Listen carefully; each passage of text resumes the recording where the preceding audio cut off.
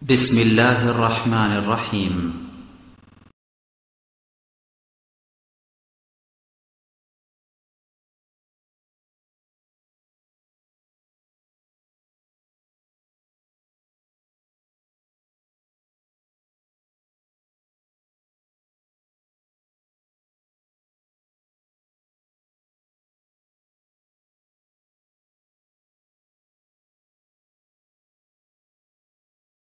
إن الحمد لله نحمده ونستعينه ونستغفره ونعوذ بالله من شرور أنفسنا وسيئات أعمالنا.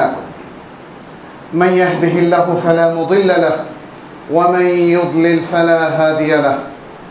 وأشهد أن لا إله إلا الله وحده لا شريك له. وأشهد أن محمدًا عبده ورسوله. يا أيها الذين آمنوا اتقوا الله حق تقاته ولا تموتن إلا وأنتم مسلمون. يا أيها الناس اتقوا ربكم الذي خلقكم من نفس واحدة وخلق منها زوجها وبث منهما رجالا كثيرا ونساء واتقوا الله الذي تساءلون به والأرحام إن الله كان عليكم رقيبا. يا أيها الذين آمنوا اتقوا الله وقولوا قولا سديدا يصلح لكم أعمالكم ويغفر لكم ذنوبكم ومن يطع الله ورسوله فقد فاز فوزا عظيما. أما بعد فإن أصدق الحديث كتاب الله وخير الهدي هدي محمد صلى الله عليه وسلم وشر الأمور محدثاتها وكل محدثة بدعة وكل بدعة ضلالة وكل ضلالة في النار. ثم أما بعد فيا معشر المسلمين أوصيكم ونفسي بتقوى الله عز وجل. فاتقوا الله في أنفسكم وفي جميع شؤونكم وكونوا عباد الله المخلصين. نسأل الله سبحانه أن يتقبل منا صالح أعمالنا وأن يجعلنا من عباده المؤمنين ويجعلنا من عباده المتقين. اللهم تقبل منا صالح أعمالنا يا رب العالمين. আজকের সম্মানিত উপস্থিতি, আজকে এপ্রিলের 1 তারিখ। আমাদের দেশে এপ্রিল ফুল এই নামে অনেকেই এই দিনটিকে পালন করে থাকে এবং পালন করে মিথ্যা এবং মানুষকে ধোঁকা দেওয়ার মধ্য দিয়ে। এই মিথ্যা বলা কিংবা কাউকে প্রতারণা করা ইসলাম কিভাবে দেখছে, আজকে সেই বিষয়টা আমরা একটু আলোচনা করব ইনশাআল্লাহ। মিথ্যা হচ্ছে ইভিল ডুইং বা অত্যন্ত খারাপ একটি কাজ, যা মানুষকে পাপের দিকে নিয়ে যায়, অন্যায়ের দিকে নিয়ে যায়, দুর্নীতির দিকে নিয়ে যায় এবং একটা ইসলামের যে সার্বিক ব্যবস্থাপনা আছে, সেটা সামাজিক হোক, রাষ্ট্রীয় হোক কিংবা ইভেন পারিবারিক বা ব্যক্তিগত হোক, সেটাকে ধ্বংস করে দেয়। মিথ্যা আমাদের প্রত্যেক জায়গাটার ভিত নষ্ট করে দেয়, ধ্বংস করে দেয় এবং দুনিয়া এবং আখিরাতের সব অশান্তির মূল কারণ। মিথ্যার বিপরীতে আছে সত্যতা, as-sidq, ট্রুথফুলনেস। ট্রুথফুলনেস হচ্ছে একটা অত্যন্ত সুন্দর কাজ, পুণ্যের কাজ, যার উপর ভিত্তি করে ভালো ভালো ব্যক্তি গড়ে ওঠে, তাদের চারিত্রিক ভিত রচিত হয় এবং সুন্দর সমাজ, সুন্দর রাষ্ট্র, দুর্নীতিমুক্ত, পাপমুক্ত রাষ্ট্র গড়ে উঠতে পারে এই সত্য এবং সততার উপর ভিত্তি করে।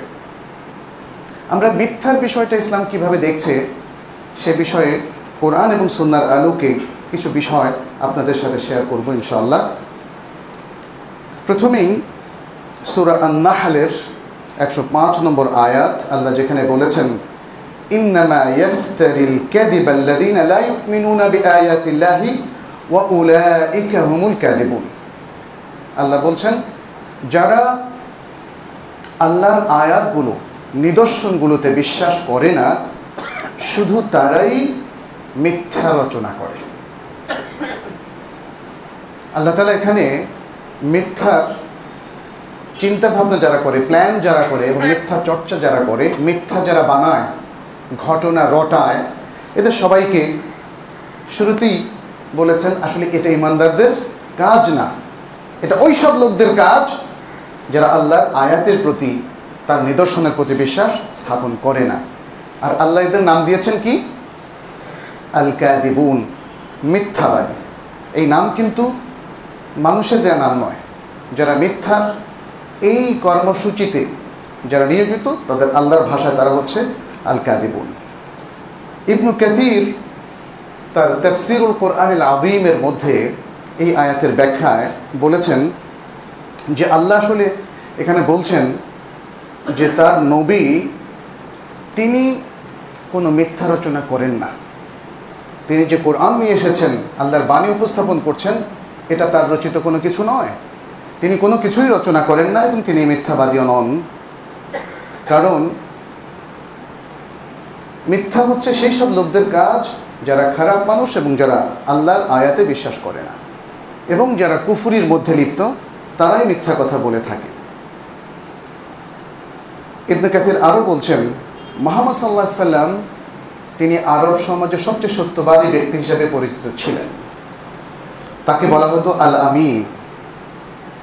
এবং এই জন্যে ইবনে কাসীর বলছেন হিরাক্লিয়াস আবু সুফিয়ানকে জিজ্ঞেস করেছিল যে এই যে মুহাম্মদ সম্পর্কে তোমরা এত কথা বললে, এত অভিযোগ দায়ের করলে আমাদের কাছে, এই লোকটি সম্পর্কে একটু বলো তো যে এই ঘটনার আগে সে কেমন ছিল?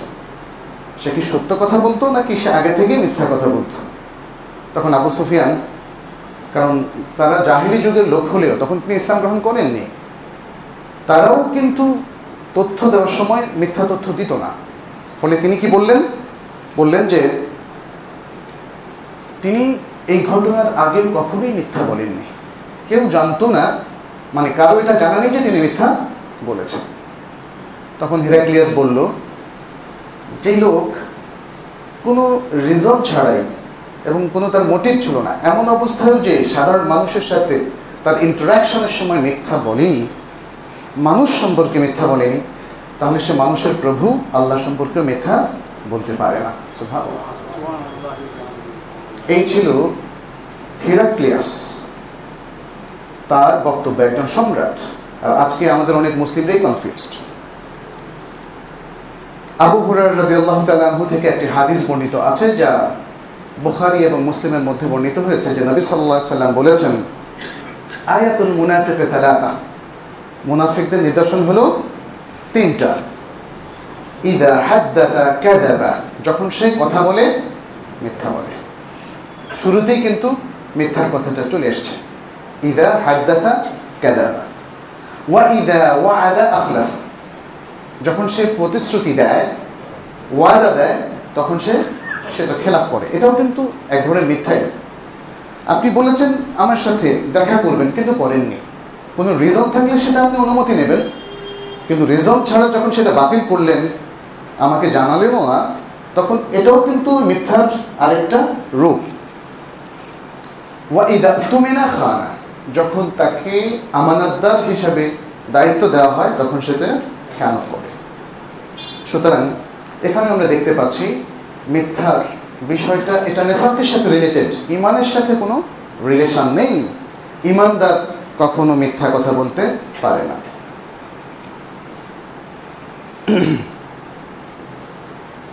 সবচেয়ে খারাপ মিথ্যা কোনগুলো? এগুলো কোরআন এবং হাদিস দুটোতেই এসেছে। সূরা ইউনূসের মধ্যে 17 নম্বর আয়াতে আল্লাহ তাআলা বলছেন, ফামান আযলামু মিম্মান ইফতারা আলাল্লাহি কাযিবান আও কাযযাবা বিআয়াতিহি ইন্নাহু লা ইউফলিহুল মুজরিমুন। বলছেন যে ওই ব্যক্তির চেয়ে জালিম কে আছে যে আল্লাহর উপর মিথ্যা বানায়, আল্লাহর উপর মিথ্যা রচনা করে, মিথ্যা অপবাদ দেয়, অথবা আল্লাহর আয়াত নিয়ে সে আয়াতগুলোর প্রতি মিথ্যা আরোপ করে যে এই আয়াতগুলো সত্য নয়, সঠিক নয়। নিশ্চয়ই এই ধরনের মুজরিম, অপরাধী ব্যক্তিরা কখনোই সফল হবে না। তাহলে সবচেয়ে ভয়াবহ মিথ্যা হচ্ছে সেই মিথ্যা যেটা আল্লাহ এবং রাসূলুল্লাহ সাল্লাল্লাহু আলাইহি ওয়াসাল্লামের বিরুদ্ধে আরোপ করা হয়। এর মধ্যে কেউ যদি ইসলামের মৌলিক কোনো বিষয় যেটা কোরআন এবং সুন্নাহ দ্বারা সাব্যস্ত সেটাকে অস্বীকার করেন, তাহলে আল্লাহর বিরুদ্ধে মিথ্যা আরোপ করলেন। যদি কেউ রাসূল সাল্লাল্লাহু আলাইহি ওয়াসাল্লামের রিসালাতকে অস্বীকার করলেন, আল্লাহর বিরুদ্ধে মিথ্যা আরোপ করলেন। যদি কেউ রাসূল সাল্লাল্লাহু আলাইহি ওয়াসাল্লাম শেষ নবী এটা মানতে অস্বীকার করেন, তাহলে রাসূল সাল্লাল্লাহু আলাইহি ওয়াসাল্লামের বিরুদ্ধে মিথ্যা আরোপ করলেন। আল্লাহর কোনো বক্তব্যকে যদি অস্বীকার করেন, এমনকি পালন করতে যদি অস্বীকার করেন, তাহলে এটাও মিথ্যা আরোপ হিসাবে গণ্য হবে। আলী রাদিয়াল্লাহু তাআলা আনহু থেকে একটা হাদিস এসেছে বুখারীর মধ্যে, যে নবী সাল্লাল্লাহু আলাইহি ওয়াসাল্লাম বলেছেন, আমার সম্পর্কে তোমরা কোনো মিথ্যা কথা বলো না, আর যে আমার সম্পর্কে মিথ্যা বলবে সে জাহান্নামে নিজের জায়গা নির্ধারণ করে নেবে। এই হাদিসটা বুখারীতে বিভিন্ন টেক্সটে অনেকগুলো এসেছে। এর মধ্যে যেমন মান কাযাবা আলাইয়া মুতাআম্মিদান ফালিয়াতাবাওয়া মাকআদাহু মিনান নার, কোথাও ইচ্ছা করে কথাটা বলা হয়েছে, কোথাও এমনি বলা হয়েছে। যে ব্যক্তি ইচ্ছে করে আমার উপর কোনো মিথ্যা আরোপ করবে, অর্থাৎ আমি যা বলিনি সেটা আমার বক্তব্য হিসাবে পেশ করবে, আমি যা করিনি সেটা আমার কাজ হিসাবে পেশ করবে, আমি যা অনুমোদন দেইনি সেটা আমার অনুমোদন হিসাবে পেশ করবে মানুষের সামনে বা অন্য কারো কাছে, তাহলে সে তার আবাসস্থান সে জাহান্নামে নির্ধারণ করে নিল। মুসলিমের মধ্যেও এরকম আরো অনেক হাদিস আছে। ইবনুল কাইয়িম রাহিমাহুল্লাহ তিনি তারিক আল হিজরাতাইন তার একটা গ্রন্থ, সেখানে তিনি বলছেন এই হাদিসের ব্যাখ্যায় যে সে যেন জাহান্নামকে নিজের থাকার জায়গা করে নিল। এই কথাটার ব্যাখ্যা তিনি করছেন। এর অর্থ হচ্ছে সে ব্যক্তি জাহান্নামকে তার থাকার স্থায়ী জায়গা হিসাবে গণ্য করে নিল। এটা এমন নয় যে জাহান্নামে তাকে কিছু সময়ের জন্য দেয়া হলো আর এর থেকে তাকে বের করে নেওয়া হবে, এটা তিনি বলেছেন।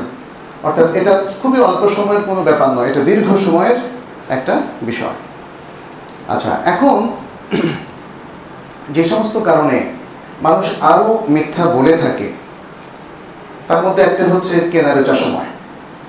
এটা মনে হয় আমরা মার্কেটে গেলেই এখন দেখি কেনা বেচার সময় মিথ্যা বলা। আবু যর আল গিফারি রাদিয়াল্লাহু তাআলা আনহুর একটা হাদিস রাসূলুল্লাহ সাল্লাল্লাহু আলাইহি ওয়াসাল্লাম বলেছেন, এটি সহিহ মুসলিমের মধ্যে এসেছে, যে 3 ধরনের লোক আছে যাদের দিকে আল্লাহ তাআলা তাকাবেন না, তাদের সাথে কথাও বলবেন না, এবং তাদেরকে তিনি কঠিন আযাব দেবেন। কোন দিন? কিয়ামতের দিন। এই কথা তিনি বললেন, একটু চুপ করলেন। তখন আবু যর তিনি বললেন, জি রাসূলুল্লাহ, এই লোকরা কারা? তিনি জিজ্ঞেস করলেন। জিজ্ঞেস করার আগে রাসূল সাল্লাল্লাহু আলাইহি ওয়াসাল্লাম বলেননি, বলে থামলেন, যে শ্রোতা হিসাবে যারা আছে তাদের জন্য একটা আকর্ষণ তৈরি হয় যে কারা কারা তারা, একটা ঔৎসুক্য তৈরি হয়। তখন তিনি বললেন, সেই ব্যক্তি যে তার গার্মেন্ট পোশাক টাকনুর নিচে ঝোলায়, এটা 1 নম্বর। 2 নম্বর হচ্ছে ওই ব্যক্তি যে অন্যকে যে ফেভারগুলো করেছিল, যে ইহসান করেছিল, যে উপকার করেছিল তার খোঁটা দেয়, উপকার করে তার খোঁটা দেয়। এবং 3য় ব্যক্তি হচ্ছে ওই ব্যক্তি যে মিথ্যা কসম করে সামগ্রী বিক্রি করে, কসম করে বলে এটা আমার কেনা দামও না, কিন্তু তারপরে ওই দামে দিয়ে দেয়। এগুলো এখন অ্যাভেলেবল হয়ে গেছে। এই সমাজের মধ্যে বহু পাপে মানুষ অভ্যস্ত হয়ে গেছে, এগুলোকে আর পাপ মনে করে না। সুদ, ঘুষ, মিথ্যা বলা, মিথ্যা কসম করে বিক্রি করা, ভেজাল দেওয়া এবং মানুষের জন্য ক্ষতিকর রাসায়নিক ব্যবহার করা ইত্যাদি নানা কাজে এই সমাজের অধিকাংশ মানুষই অভ্যস্ত হয়ে গেছে এবং এগুলোর ভয়াবহতা তারা উপলব্ধি করতে পারছে না। হাকিম ইবনে হিজাম রাদিয়াল্লাহু তাআলা আনহু থেকে আরেকটা হাদিস সহিহ বুখারী এবং মুসলিমের মধ্যে বর্ণিত হয়েছে, যে রাসূলুল্লাহ সাল্লাল্লাহু আলাইহি ওয়াসাল্লাম বলেছেন, 2 ব্যক্তি অথবা 2 পার্টি যারা বেচাকেনার মধ্যে ইনভলভ থাকে, ক্রেতা এবং বিক্রেতা, তারা যতক্ষণ পর্যন্ত তাদের চুক্তির বৈঠক থেকে আলাদা না হয় ততক্ষণ পর্যন্ত তাদের ওই চুক্তিকে বাতিল করার অধিকার থাকবে।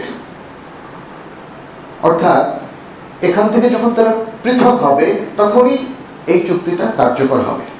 তার আগ পর্যন্ত তারা বলতে পারে, একই বৈঠকে যেহেতু আছে যে আমি তো বলেছি, এখন আমি মত পরিবর্তন করছি, এই চুক্তিটা কার্যকর হবে না। আচ্ছা, এটা হচ্ছে একটা বিধান। কিন্তু এই হাদিসের সেকেন্ড পার্টে যেটা রাসূল সাল্লাল্লাহু আলাইহি ওয়াসাল্লাম বলেছেন যে যদি এই দুই ব্যক্তি অনেস্ট হয়, সৎ হয় এবং সত্যবাদী হয়, তাহলে আল্লাহ তাআলা তাদের এই চুক্তির মধ্যে বরকত দান করবেন। অর্থাৎ চাতুরতার আশ্রয় কোনো পক্ষ না নেয়। আমরা এটা খুব সহজে উপলব্ধি করতে পারি। বেচা কেনার মধ্যে আমরা হয় বিক্রেতা নয় ক্রেতা, অথবা উভয়ই চাতুরতার আশ্রয় নেই। আমাদের আজকালকার অনেকগুলো অফারও কিন্তু চাতুরতায় ভরা, তাই না? এই যে মোবাইল অফার, বিভিন্ন কেনার অফার, এমনকি যে বিভিন্ন দোকানের সামনে যে গাড়ি সাজানো থাকে, ওটাও একটা অফার যেটা প্রতারণার শামিল। প্রত্যেকেই চিন্তা করে এই গাড়িটা পাবে। আপনি প্রত্যেকের সেই চিন্তাটাকে আপনি পুঁজি করে প্রচুর বিজনেস করছেন, এটা এক নাম্বার। আর দ্বিতীয় হচ্ছে, এটা হচ্ছে লটারি, ইয়ানাসি। এই লটারিটা বড় বড় স্কলারদের মধ্যে হারাম। অতএব আপনার এই গাড়িটা পেলেও লাভ নেই, এটা হারাম অর্জন। কারণ গাড়ির লোভে প্রত্যেকে কেনাকাটা করছে, অথচ এই গাড়িটা সবাই পাবে না, এটা জুয়ার মধ্যে শামিল। ঠিক তেমনি কিছু অফার আছে, যেমন জিনিসপত্র হয়তো ডেট শেষ অথবা ডেট চলে যাওয়ার জিনিসপত্র কিছু অফার দেওয়া হয়। এই ধরনের অফারগুলো শুধু ভ্যালিড হতে পারে যদি শুধুমাত্র দাম কমিয়ে দেওয়া হয় এবং মানুষকে জানিয়ে দেওয়া হয় এর মাত্র আর 2 দিন বাকি আছে বা 5 দিন, 1 মাস। কিন্তু আপনি যদি সেটাকে হাইড করে পচা মালগুলো চালানোর জন্য এই সমস্ত অফার দেন, এটাও প্রতারণার শামিল। আরেকটা অফার দিয়ে থাকে মানুষ ছোট বাচ্চাদেরকে প্রতারিত করার জন্য। চিপসের মধ্যে প্লাস্টিকের 2 পয়সার কি যেন ঢুকায় দেয়। আশ্চর্য, ছোট বাচ্চাদেরকে মানে থামানোই যায় না, ও সেটা কিনবে এবং তার উদ্দেশ্য হচ্ছে খুবই সিলি একটা সাধারণ একটা জিনিস, খেলনা। এটাও কিন্তু প্রতারণার মধ্যে পড়বে। এই ধরনের চালাকি আসলে করা যাবে না। যত টাকাই এই চাতুরতার মধ্যে আপনি অর্জন করুন না কেন, আর্ন করুন না কেন, এই টাকাটার মধ্যে কোনো বরকত থাকবে না। যদি ব্যবসায়ী দুই পক্ষ উভয় ট্রুথফুল হয়, অনেস্ট হয়, আল্লাহ তার মধ্যে বরকত দেবেন। যে কোনো এক পক্ষ যদি চাতুরতার আশ্রয় নেয়, সেখানে সবারই ক্ষতি হবে। আর যদি দুই পক্ষ চাতুরতার আশ্রয় নেয়, তাহলে ক্ষতির পরিমাণ আরও বেড়ে যাবে। এই হাদিস থেকে সেটাই আমরা জানলাম, বুখারী মুসলিমের হাদিস। শাইখুল ইসলাম ইবনে তাইমিয়া রাহিমাহুল্লাহ তিনি বলেন যে আল্লাহ তাআলা মানুষকে সত্যবাদিতা এবং সততার নির্দেশ দিয়েছেন এবং তিনি মিথ্যা এবং প্রতারণাকে নিষেধ করেছেন। নির্দেশ দিয়েছেন সত্যবাদিতা এবং সততা, দুটো কিন্তু ভিন্ন জিনিস, কিন্তু একটা আরেকটার পরিপূরক। সৎ না হলে সত্য কথা বলে না, অসৎ ব্যক্তিরা সত্য কথা বলে না। এজন্য সততা এবং সত্যবাদিতা দুটোই আরেকটা অঙ্গাঙ্গিভাবে জড়িত। আর আরেকটা হচ্ছে যিনি প্রতারক তিনি মিথ্যা কথা বলেন। এজন্য দুটোকে একসাথে উল্লেখ করেছেন যে আল্লাহ তাআলা নিষেধ করেছেন মিথ্যা কথা বলা এবং প্রতারণা করাকে। যদি এই ব্যক্তিরা, তিনি ক্রয় বিক্রয় সম্পর্কে বলছেন, তারা সত্যবাদী এবং সৎ হয়, তাহলে আল্লাহ তাআলা তাদের এই ট্রানজ্যাকশনের মধ্যে বরকত দান করেন। আর যদি তারা চিট করে একে অন্যকে, তাহলে আল্লাহ তাআলা সেখান থেকে বরকত উঠিয়ে নেন।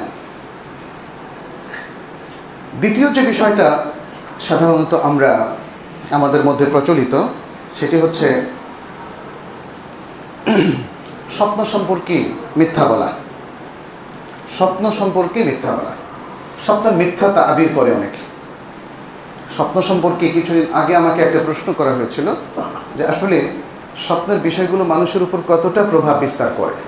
আমি নিয়ে পড়াশোনা করলাম। স্বপ্ন হচ্ছে 3 ধরনের। এক ধরনের স্বপ্ন ভয়ঙ্কর স্বপ্ন, যেটা মানুষ দেখে থাকে। এই স্বপ্নগুলো সবই শয়তানের পক্ষ থেকে। শয়তান মানুষকে মরালি, ইন্টেলেকচুয়ালি এবং মানে তার আবেগ সব দিক থেকেই তাকে ভয় পাইয়ে দিতে চায়, দুর্বল মন মস্তিষ্ক সম্পন্ন একজন ব্যক্তিতে পরিণত করতে চায়। সে নানাভাবে যেমন তার বাহ্যিক বাস্তব কর্মকাণ্ডকে নষ্ট করতে চায়, তেমনি স্বপ্নের মধ্যেও তাকে বিভ্রান্ত করে। অনেকে কিন্তু স্বপ্নের এই ভয়ঙ্কর স্বপ্নগুলো দেখে ভয় পায়, 4-5 দিন সে দুশ্চিন্তাগ্রস্ত থাকে যে আবার কি হবে, এটা কি কোনো ইন্ডিকেশন কিনা। কিন্তু এই প্রসঙ্গে ওলামাদের বক্তব্য হচ্ছে না, এই স্বপ্ন কোনো ইন্ডিকেশন নয়, এই স্বপ্ন পুরোটাই শয়তানের কাজ, মানুষকে মোমেনকে ভয় দেখানোর জন্য।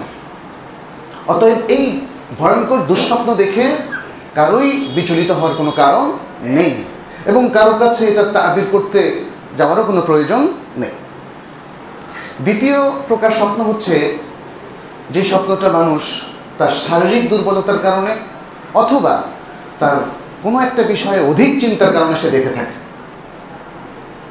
যেমন আপনি একটা বিষয় নিয়ে খুব চিন্তা করলেন, পরীক্ষা নিয়ে খুব চিন্তা করলেন, অথবা যে কোনো একটা ঘটনা নিয়ে খুব চিন্তা করলেন, স্বপ্নে সেটা দেখলেন। এটাও কোনো ইন্ডিকেশন না, এটা শারীরিক কারণে অথবা মানসিক কারণে আপনি এটা দেখলেন। অতএব এই স্বপ্নের তাবির নিয়েও ব্যস্ত হওয়ার কোনো প্রয়োজন নেই। তৃতীয় প্রকারের স্বপ্ন হচ্ছে যেটাকে রাসূলুল্লাহ সাল্লাল্লাহু আলাইহি সাল্লাম নবুয়তের 46 ভাগের 1 ভাগ বলেছেন সহিহ হাদিসের মধ্যে, এবং সেটা হচ্ছে আর রুইয়া আস-সালেহা, ভালো স্বপ্ন। আর রুইয়া আস-সালেহা, ভালো স্বপ্ন। ভালো স্বপ্নের উল্টাপাল্টা তাবির করা যাবে না, মানুষ কিন্তু করে। মানুষ সরাসরি স্বপ্নের দেখবেন যে কোনো জ্ঞান ছাড়াই করে দেয়, সেটাও লাইনের মধ্যে, ক্যাদিব এবং মিথ্যার মধ্যে পড়বে। অতএব সেটা করা যাবে না। এজন্য ভালো স্বপ্নও আপনারা যাকে তাকে বলবেন না। ভালো স্বপ্ন এতটুকু নিশ্চিত যে it is a good indication, যেহেতু ভালো স্বপ্নকে হাদিসই বলছে এটা নবুয়তের অংশ, কারণ নবীরাও স্বপ্নের মাধ্যমে অভিপ্রাপ্ত হতেন এবং তাদের সে ওইটা শুদ্ধ ছিল, শুধু স্বপ্ন না। ফলে ভালো স্বপ্নটা একটা ভালো ইন্ডিকেশন, এতটুকু হলেই তো যথেষ্ট। আর কি, এটাকে বিভিন্ন স্বপ্নের তাবিরের বই পাওয়া যায়, অথবা কোনো ব্যক্তি ইচ্ছা মতো একটা জিনিস বলে দিল। আর অনেকেই মনে করে যে স্বপ্নের তাবির যেটা করে সেটাই হয়, এটাও সর্বাংশে শুদ্ধ নয়। অতএব সেই স্বপ্নের ভুল তাবির করা এটা মিথ্যার মধ্যে পড়বে। আপনি যা শোনেন সেটাকে সত্য ধরে নিয়ে সেটাকে মানুষের মধ্যে প্রচার করা, এটাও মিথ্যার মধ্যে অন্তর্ভুক্ত, এবং এটা মানুষের মধ্যে অনেক বেশি। কান কথা শোনা, এবং মানুষ যে লোকটাকে দীর্ঘদিন ধরে চিনত তার সম্পর্কে হঠাৎ কোনো খারাপ কথা শুনলে প্রথমে বিশ্বাস করে ফেলে। এটা হচ্ছে একটা স্বাভাবিক, আমার মনে হয় এটা কি কারণে জানি না, হতে পারে সামাজিক কারণে, অথবা আমাদের মধ্যে খারাপ চর্চাটাই বেশি, তো মন মানসিকতাগুলো নষ্ট হয়ে গেছে। একটা ভালো মানুষ সম্পর্কে খারাপ কথা শোনার সাথে সাথে আমরা বিশ্বাস করি। আরে ওনাকে তো 20 বছর ধরে চিনি, উনি এটা করলো, বাস আপনার টোন থেকে বোঝা যাচ্ছে আপনি বিশ্বাস করে ফেলেছেন এবং সেইটাকে স্বীকৃতি দিচ্ছেন। 20 বছর ধরে চেনেন, কোনো খারাপ কাজ করেনি, আর একটা লোক আপনি জানেন না সে ফাসেক কি ভালো, তার কাছ থেকে শুনলেন, শুনে বললেন আহারে এটা ওনার উচিত হয় নাই। যখনই আপনি মন্তব্য করবেন ওনার উচিত হয়নি, আপনি কিন্তু বিশ্বাস করে ফেলেছেন, স্বীকৃতি দিয়ে ফেলেছেন উনি করেছেন। এটা ঠিক না, এটা মিথ্যাকে প্রশ্রয় দেওয়া।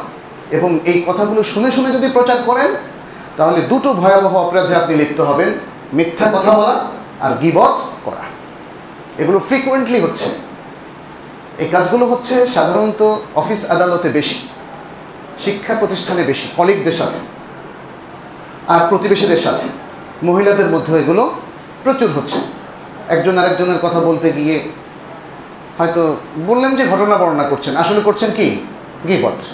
এবং গীবতের মধ্যেও সেটা গীবতকে ছাড়িয়ে ইফতেরা অর্থাৎ অপবাদের মধ্যে চলে যায়, নামিমার মধ্যে চলে যায়। তাহলে আপনি একটা মিথ্যা কথা বলতে গিয়ে এর সাথে নিয়ে আসছেন গীবত, নিয়ে আসছেন চগলখড়ি, নিয়ে আসছেন মিথ্যা অপবাদ আরোপ, এবং সব কিছুর মিশেল দিয়ে অনেক সময় দেখা যাচ্ছে আমরা কথাগুলো বলছি। এটা হলো মিথ্যা।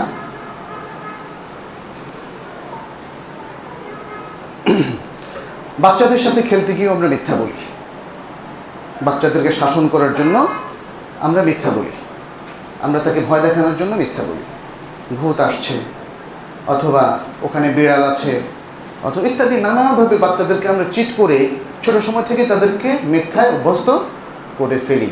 এখানে দেখুন একাধিক হাদিস আছে কীভাবে রাসূল সাল্লাল্লাহু আলাইহি ওয়াসাল্লাম নিষেধ করেছেন। ইভেন বাচ্চাদের সাথে মিথ্যা বলা যাবে না, কোনো মতেই না। এখানে আব্দুল্লাহ ইবনে আমের রাদিয়াল্লাহু তাআলা আনহু তিনি বলছেন যে আমার মা একদিন আমাকে ডাকলেন যখন রাসূল সাল্লাল্লাহু আলাইহি ওয়াসাল্লাম আমাদের ঘরে বসেছিলেন। আমার মা বললেন যে তুমি আসো, আমি তোমাকে কিছু একটা দেব। তিনি একটু ছোট ছিলেন, যে আসো তোমাকে কিছু একটা দিব। তখন রাসূলুল্লাহ সাল্লাল্লাহু আলাইহি ওয়াসাল্লাম বললেন, তিনি তো ঘরে ছিলেন, বললেন যে তুমি তাকে কি দিবে? মহিলাকে জিজ্ঞেস করলেন যে তুমি তাকে কি দিবে? তখন তিনি বললেন যে আমি তাকে খেজুর দেব। রাসূলুল্লাহ সাল্লাল্লাহু আলাইহি ওয়াসাল্লাম বললেন যদি তুমি তাকে কিছু না দাও তাহলে তুমি মিথ্যা বললে।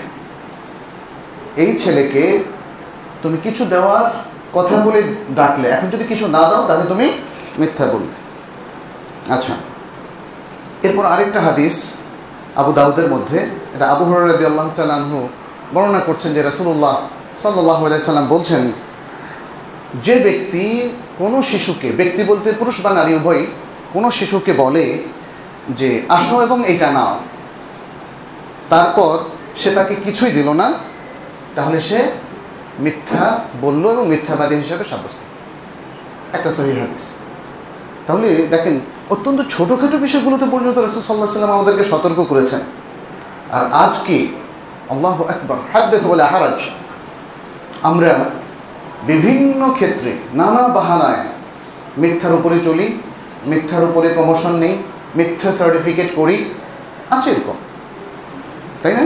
মিথ্যা শুধু বলা নয়, শিক্ষা প্রতিষ্ঠানে সার্টিফিকেট পর্যন্ত জাল হয় এবং সেই সার্টিফিকেট দিয়ে অনেকে চাকরিও নেন। এই যে বিষয়গুলো, একজন আমাকে একবার বলেছিলেন যে তিনি একটা প্রতিষ্ঠানে ভর্তি হয়েছিলেন ইউনিভার্সিটি পর্যায়ে, কিন্তু তিনি এখানে প্রতারণার আশ্রয় নিয়েছিলেন, কিন্তু শেষ পর্যন্ত টিকে গিয়েছেন। এখন কি করবেন? এই জটিলতা তো আপনি নিজেই তৈরি করেছেন, এই জটিলতা আপনি তৈরি করেছেন। কি করবেন নিজের বিবেককে জিজ্ঞেস করুন। মিথ্যার উপর যদি কোনো সৌধ রচনা করা হয়, তার যে অবস্থা আমাদেরও সেই অবস্থাই হবে।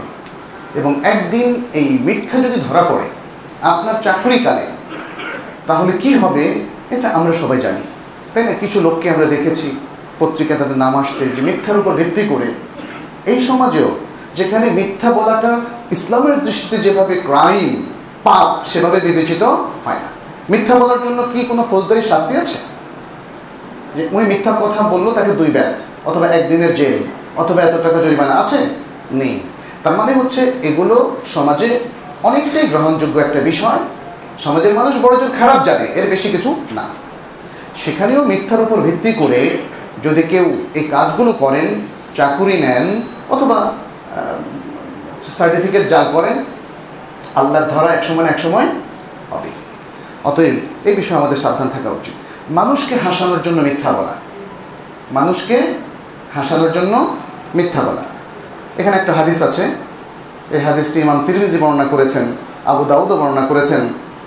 মুআবিয়া ইবনে হায়াদা তিনি রাসূল সাল্লাল্লাহু আলাইহি সাল্লামকে বলতে শুনেছেন, ওই ব্যক্তির ধ্বংস যে মিথ্যা বলে মানুষকে হাসায়, ওই ব্যক্তির ধ্বংস, ওই ব্যক্তির ধ্বংস।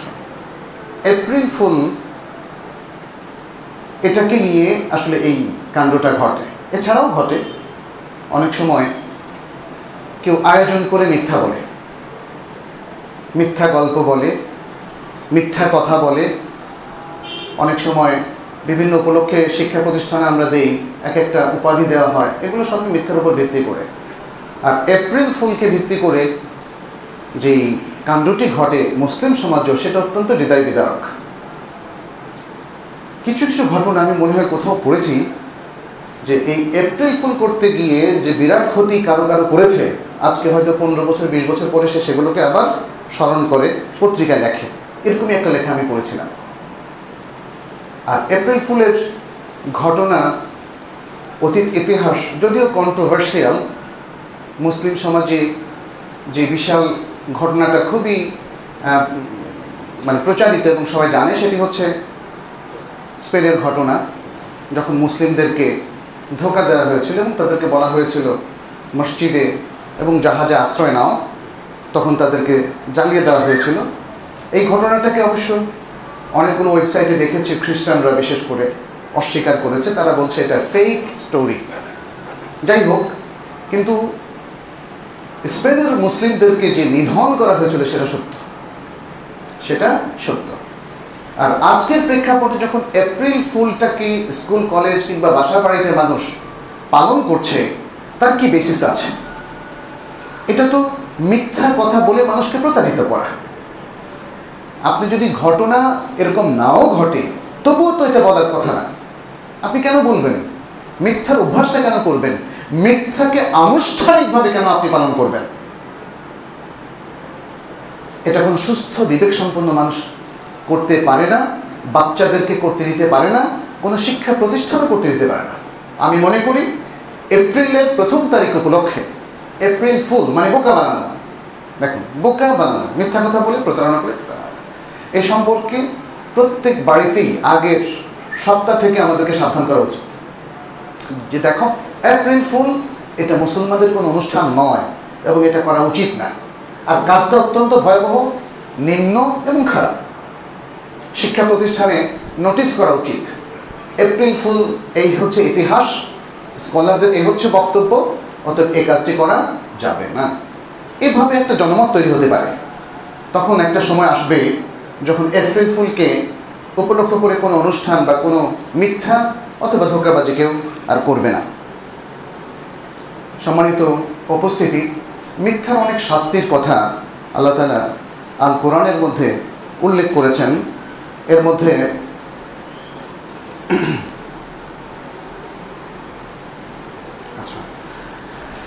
মধ্যে প্রথম শাস্তিটা হচ্ছে অন্তরে নেফাকি তৈরি হওয়া।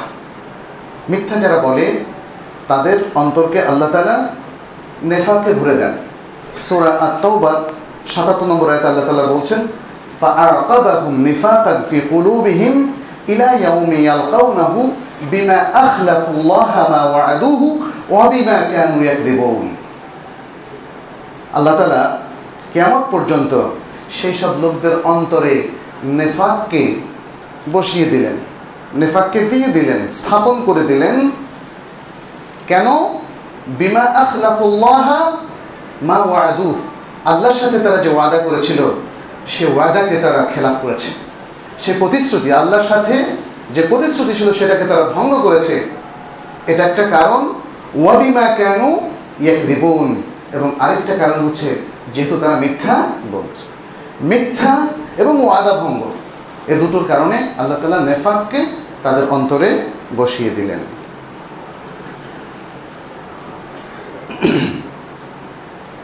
জাহান্নামের পথ, জাহান্নামে যাওয়ার পথ, মিথ্যা বলাটা জাহান্নামে যাওয়ার পথ। বুখারী মুসলিমের একটা হাদিস, যেটা আব্দুল্লাহ ইবনে মাসউদ রাদিয়াল্লাহু তাআলা রাসূলুল্লাহ সাল্লাল্লাহু আলাইহি ওয়াসাল্লাম থেকে বর্ণনা করেছেন।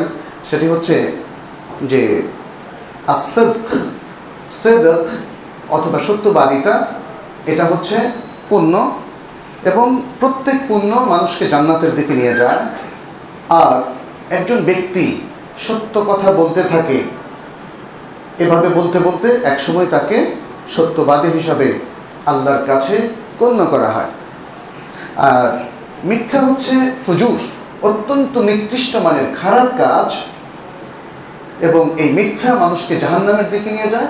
একজন ব্যক্তি মিথ্যা কথা বলতে থাকে এবং এভাবে আল্লাহর কাছে তাকে মিথ্যাবাদী হিসাবেই লেখা হয়। ভয়ঙ্কর, ওয়াল-ইয়াযু বিল্লাহ। আমরা কেউ আল্লাহর কাছে মিথ্যাবাদী হতে চাই না। সবাই যেন আমরা সত্যবাদী হই, সেই চেষ্টা আমাদের থাকা উচিত। যিনি মিথ্যা কথা বলেন তার ডেসক্রিপশন, তার স্টেটমেন্ট এবং তার বক্তব্য রিজেক্টেড প্রত্যাখ্যাত। এটা সবচেয়ে বেশি সুবহানাল্লাহ উলামায়ে কেরাম 1400 বছর ধরে সবচেয়ে বেশি গুরুত্ব দিয়েছেন হাদিসের ক্ষেত্রে। কোনো লোক জীবনে একবার মিথ্যা বলেছে, এটা প্রমাণিত হওয়ার পরে যত বড় স্কলারই তিনি হন না কেন, তিনি তার বক্তব্য দিয়ে আর কখনো মুসলিম উম্মার কারো আস্থা ভাজন হতে পারবেন না। শেষ, তার ক্যারিয়ার শেষ। হাদিসের ক্ষেত্রে তার কোনো বক্তব্য গ্রহণযোগ্য হবে না, কোনো ক্ষেত্রে গ্রহণযোগ্য হবে না। সুতরাং সমাজে যে ব্যক্তি মিথ্যাবাদী হিসেবে পরিচিত, তার সাক্ষ্য আসলে আদালতে গ্রহণ করা উচিত নয়। কারণ বোঝাই যাচ্ছে যিনি মিথ্যা বলেন তিনি মিথ্যা সাক্ষ্য দিতে পারেন এবং সেটা রিজেক্টেড। এর পক্ষে অনেক দলিল আছে। আচ্ছা, মিথ্যাবাদী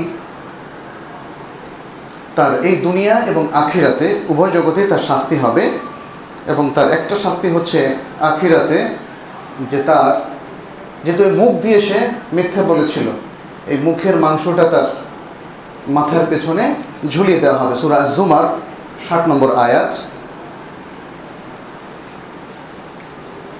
এবং আরও অনেকগুলো হাদিস আছে এখানে। আচ্ছা,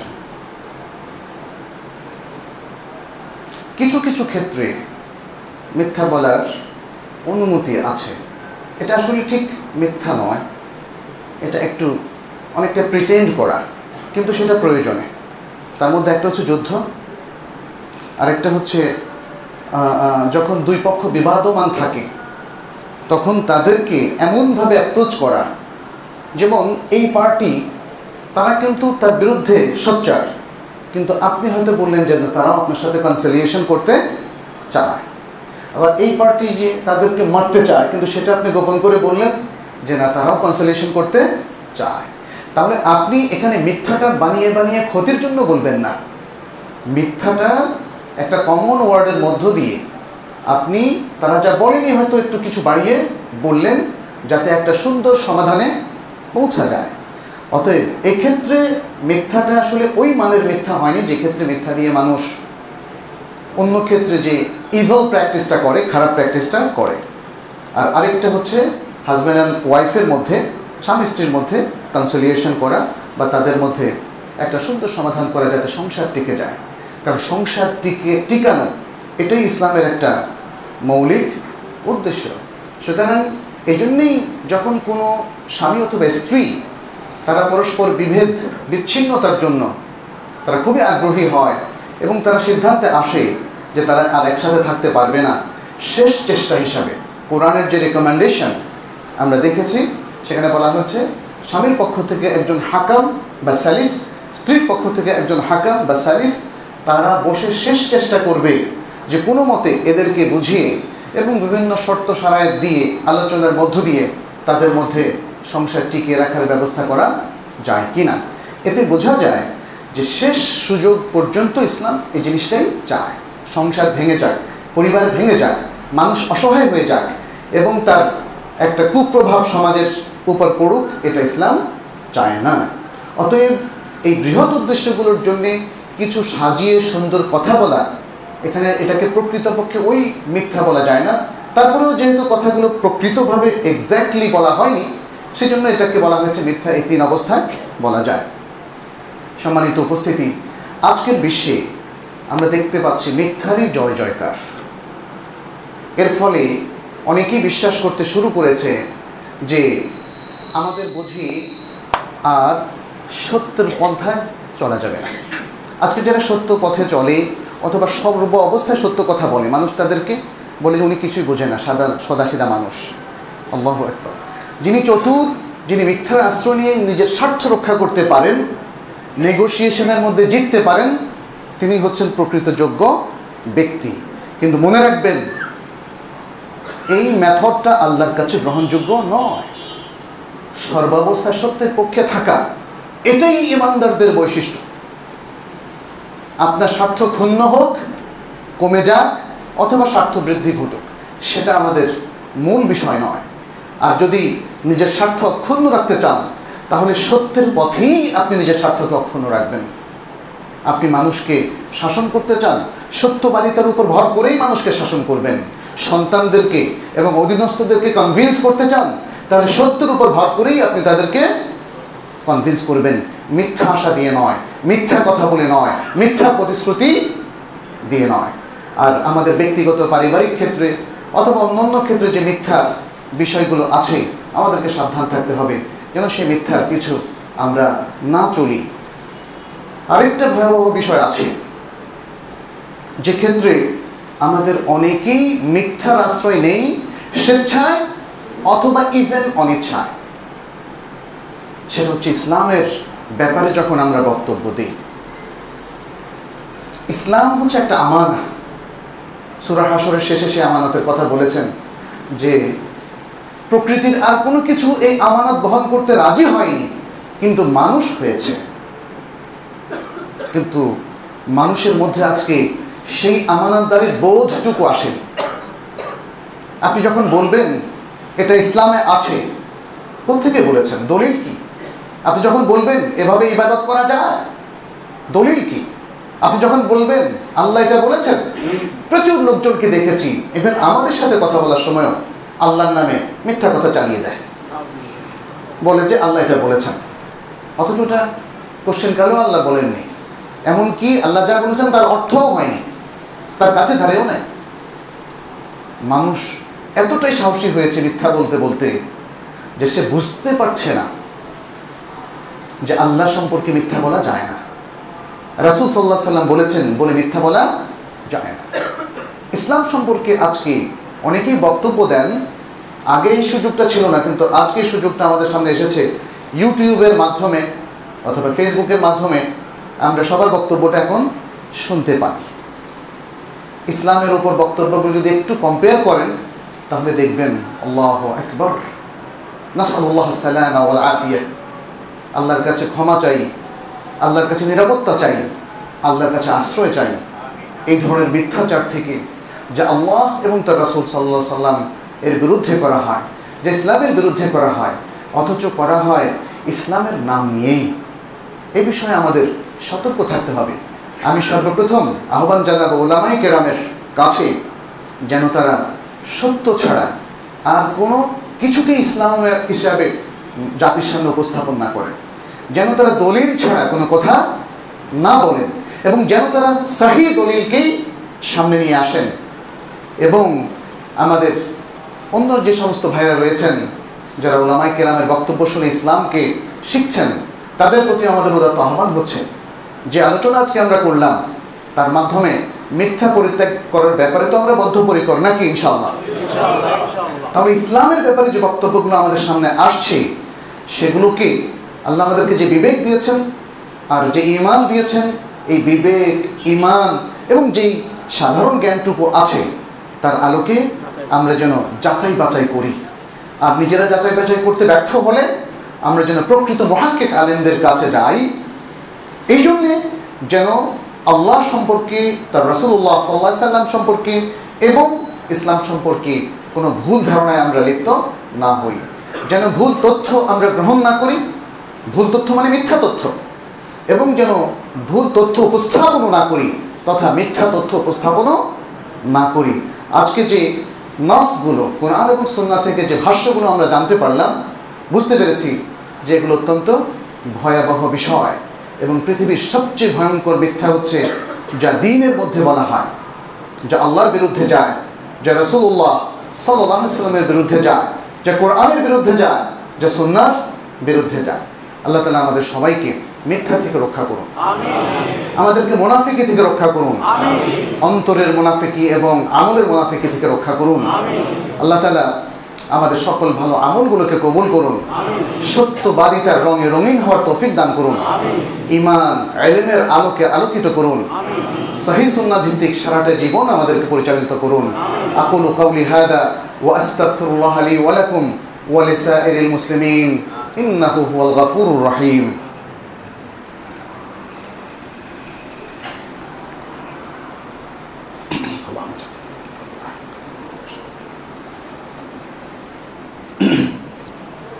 الحمد لله رب العالمين والصلاة والسلام على نبينا محمد وعلى آله وأصحابه أجمعين. معشر المسلمين، أوصيكم ونفسي بتقوى الله واتباع سنة نبينا محمد صلى الله عليه وسلم وباجتناب الكذب والافتراء وباجتناب الغيبة والنميمة وكل ما يخالف كتاب الله وسنة نبيه صلى الله عليه وسلم. وكونوا عباد الله الصادقين وآمنوا بالله ورسوله وكونوا صادقين مع الله وصادقين مع عباد الله. نسأل الله سبحانه أن يجعلنا من عباده الصادقين المؤمنين المخلصين. সম্মানিত মুসল্লিয়ান কেরাম, আজকের এই দিনের প্রেক্ষাপটে মিথ্যাবাদিতা সম্পর্কে আজকে যে বিষয়গুলো আমরা বললাম, আসুন আমরা জীবনের প্রত্যেকটা ক্ষেত্রে মিথ্যাকে পরিহার করি। হোক সেটা আমার পরিবারের ভিতরে, পরিবারের সদস্যদের সাথে আচরণের ক্ষেত্রে, কিংবা বাজারে বন্দরে যেখানে অনেক বেশি মিথ্যার প্রচলন আছে, অথবা প্রশাসনিক ক্ষেত্রে, কিংবা বিচার কার্যের ক্ষেত্রে, অথবা শিক্ষা ক্ষেত্রেও আজকে সর্বত্র মিথ্যার ছোবল আমরা লক্ষ্য করছি। আজকে হয়তো অনেকেই বলছেন যে মিথ্যার এত প্রচার প্রসার, সেখানে সত্যের কি কোনো জায়গা হবে? একইভাবে আজই কথা হচ্ছিল আমাদের আরেকজন ভাইয়ের সাথে, তিনি প্রশ্ন করেছিলেন, সুদের এত প্রচার প্রসার, সুদ মুক্ত কি আমরা হতে পারবো? অর্থাৎ তিনি অসম্ভব এই কথাটাই বোঝাতে চাচ্ছেন। এগুলো সত্য নয়, সঠিক নয়। আপনি শুরু থেকেই অন্যায়ের কাছে, মিথ্যার কাছে, পাপের কাছে আপনি আত্মসমর্পণ করবেন, এটা কি করে হয়? যতক্ষণ পর্যন্ত একজন ব্যক্তির মধ্যে ঈমান থাকে, সে কোনো পাপের কাছে আসলে মাথা নত করতে পারে না, পাপকে অ্যাকসেপ্ট করতে পারে না, পাপে অভ্যস্ত হতে পারে না। রাসূল সাল্লাল্লাহু আলাইহি ওয়াসাল্লামের যুগে যখন ওহী ছিল না, তখনকার সময়টাকে বলা হয় ফাতরাতুম মিনার রাসূল। রাসূলগণ থেকে তারা ডিটাচ হয়ে গিয়েছিল প্রায় 500 বছর ধরে, এবং সঠিক ধর্মগ্রন্থ তাওরাত এবং ইনজিলও ছিল না, সেটা বিকৃত হয়ে গিয়েছিল। জাহিলিয়াত আর জাহিলিয়াত, মারামারি, কাটাকাটি, দুর্নীতি, পাপ।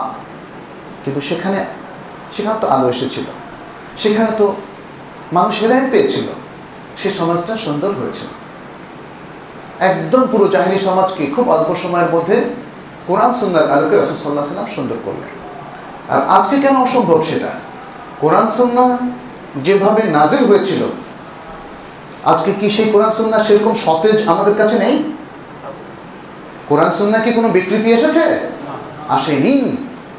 তাহলে উম্মাহ মনোবল কেন হারাবে? কেন আমরা ভাববো যে পাপে আজকে সারা বিশ্ব ছেয়ে গেছে, সে পাপ থেকে আমাদের মুক্তি নেই? অবশ্যই আছে।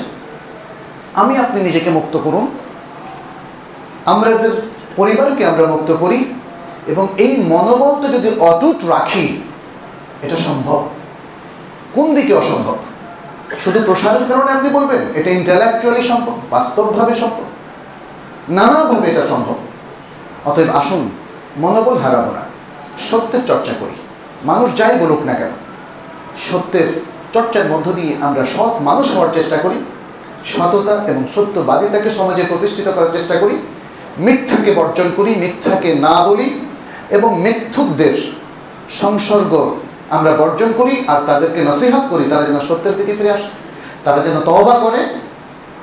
যেহেতু আল্লাহ তাআলা কোরআনে বলেছেন, কুল ইয়া ইবাদিয়াল্লাযীনা আসরাফু আলা আনফুসিহিম লা তাকনাতু মির রাহমাতিল্লাহ ইন্নাল্লাহা ইয়াগফিরুদ যুনুবা জামিআ। হে আমার বান্দারা, যারা নিজেদের উপর জুলুম করে ফেলেছ পাপের মাধ্যমে, মিথ্যার মাধ্যমে, মুনাফিকের মাধ্যমে এবং দুর্নীতির মাধ্যমে, তোমরা আল্লাহর রহমত থেকে নিরাশ হও না। নিশ্চয়ই আল্লাহ সকল পাপকে ক্ষমা করবেন। আসুন আমরা তওবা করি, আল্লাহর কাছে ধর্ণা দেই, কোরআন সুন্নাহর আলোকে জীবন গঠন করি, তাহলেই সত্যবাদিতা সহজ হয়ে যাবে এবং মিথ্যা আমাদের জন্য দুরূহ হয়ে যাবে, যাতে আজকে সমাজের অধিকাংশ মানুষ অভ্যস্ত হয়ে গেছে। আল্লাহর কাছে দোয়া করছি, তিনি আমাদেরকে কবুল করুন, আমাদের প্রচেষ্টাগুলোকে তিনি কবুল করুন, আমাদেরকে সঠিক পথের দিকে হেদায়েত দান করুন, শেষ নিঃশ্বাস পর্যন্ত আমাদের সকলকে হেদায়েতের উপর রাখুন, কোরআন এবং সুন্নাহর উপর রাখুন, আমাদের জাতির সব লোককে সঠিক এলেমের সন্ধান দান করুন এবং সেই বিশুদ্ধ এলেমের আলোকে তাদেরকে আলোকিত করুন। আমাদের সবার হাজতকে তিনি পূরণ করুন, আমাদের মধ্যে যারা অসুস্থ আছে তাদেরকে সুস্থতা দান করুন, আমাদের মধ্যে যাদের দুশ্চিন্তা রয়েছে, টেনশন রয়েছে, অস্থিরতা রয়েছে, সেগুলো আল্লাহ তাআলা দূর করে দিন। আমাদের সমাজকে শুদ্ধ করুন, আমাদের আমলকে শুদ্ধ করুন, আমাদের সন্তান সন্ততি সব কিছুকে তিনি বরকত দান করুন। হাদা ওয়া সাল্লু ওয়া সাল্লিমু আলা নাবিয়িনা মুহাম্মদ ওয়া আলা আলিহি ওয়া আসহাবিহি আজমাইন। فقد قال الله سبحانه إن الله وملائكته يصلون على النبي يا أيها الذين آمنوا صلوا عليه وسلموا تسليما. وقال النبي صلى الله عليه وسلم من صلى علي مرة صلى الله عليه بها 10. اللهم صل وسلم وبارك وأنعم على نبينا محمد وعلى آله وأصحابه أجمعين. وارض اللهم عن الخلفاء الراشدين وعن الصحابة أجمعين وعنا معهم بعفوك وكرمك يا أكرم الأكرمين. اللهم أعز الإسلام والمسلمين، اللهم أعز الإسلام والمسلمين واخذل الكفر والكافرين. اللهم انصر الإسلام والمسلمين في كل مكان، اللهم انصر الإسلام والمسلمين في كل مكان. اللهم تقبل منا صالح أعمالنا يا رب العالمين. اللهم سدد قلوبنا، اللهم اهد قلوبنا وسدد ألسنتنا. اللهم تقبل منا يا رب العالمين. اللهم أصلح لنا ديننا الذي هو عصمة أمرنا، وأصلح لنا دنيانا التي فيها معاشنا، وأصلح لنا آخرتنا التي إليها معادنا. واجعل الحياة زيادة لنا في كل خير، واجعل الموت راحة لنا من كل شر. اللهم تقبل منا يا رب العالمين. اللهم ارحم المسلمين في كل مكان يا رب العالمين. اللهم بارك لنا في أوطاننا، اللهم بارك لنا في أولادنا، وبارك لنا في أرزاقنا وجميع شؤوننا يا رب العالمين. اللهم أصلح لنا أعمالنا وأصلح أحوالنا وأصلح أحوال المسلمين وأصلح أحوال ولاة أمور المسلمين يا رب العالمين. عباد الله، إن الله يأمر بالعدل والإحسان وإيتاء ذي القربى وينهى عن الفحشاء والمنكر والبغي يعظكم لعلكم تذكرون. فاذكروه يذكركم واشكروه يزدكم.